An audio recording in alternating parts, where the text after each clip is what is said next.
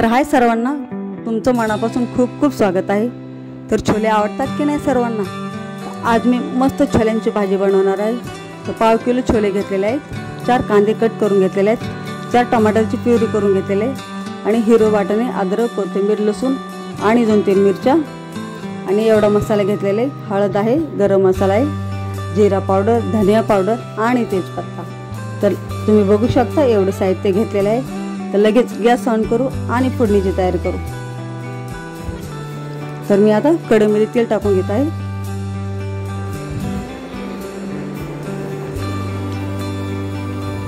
आणि आता लगेच जिरे टाकून घेत आहे आणि आता तेजपत्ता टाकणार आहे आणि आता लगेच कांदे टाकत आहे। छान कांदे तेलामध्ये परतून घेणार आहे।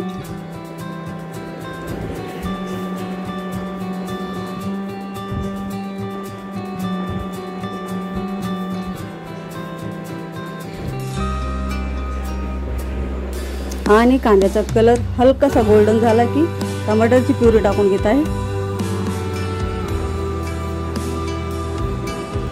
कांदे आणि टमाटरची प्युरी मस्त तेलामध्ये परतून घेऊ। हिरवे वाटण आहे ते टाकत आहे, हे पण मस्त तेलामध्ये परतून घेऊ। एक वाफ काढून घेऊ। मसाला आपला छान पकला की भाजीला चव येते। लाल तिखट आहे, हे आपले सर्व मसाले आहेत टाकत आहे मी। तिखटाचं प्रमाण तुम्ही कमी जास्त करू शकता। सर्व मसाले परत एकदा छान परतून घेऊ। हा छोले मसाला आहे आणि चवीनुसार मीठ टाकून घेऊ।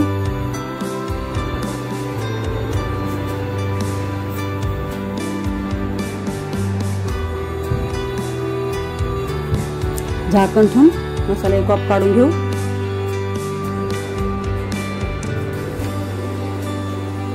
गरज असली तर तुम्ही तेल टाकू शकता।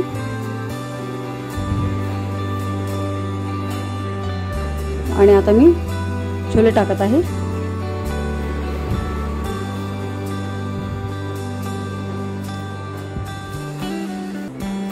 सर्व मसाले आणि छोले छान असं परतून घेऊ।